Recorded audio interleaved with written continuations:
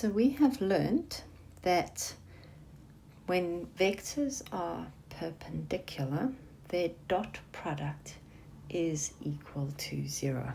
Okay, so for perpendicular vectors, A dot B equals 0.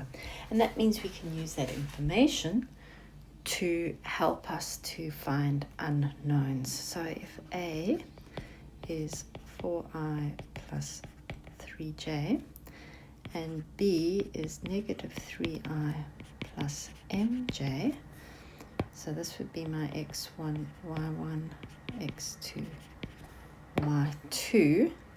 I know that A dot B is equal to x1, x2 plus y1, y2, and that has to equal 0.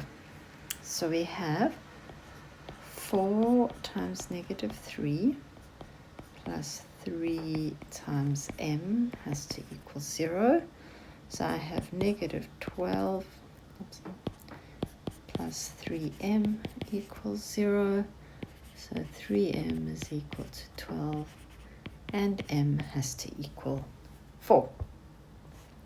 Let's have a look at a parallel type of vector. Well, for vectors to be parallel, we know that one vector must be a scalar multiple of the other.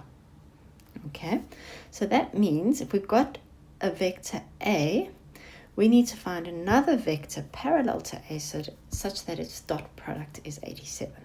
So let's let B, just some other vector, be some scalar multiple of A, where that scalar multiple is an element of the real numbers. Okay, so that means that B has to equal k times 5i plus k times 2j. Okay, and we know that A dot B is equal to 87. Well, I know what A is. They've told me A is 5i plus 2j. So I can find A and B, A dot B, because this is my x1.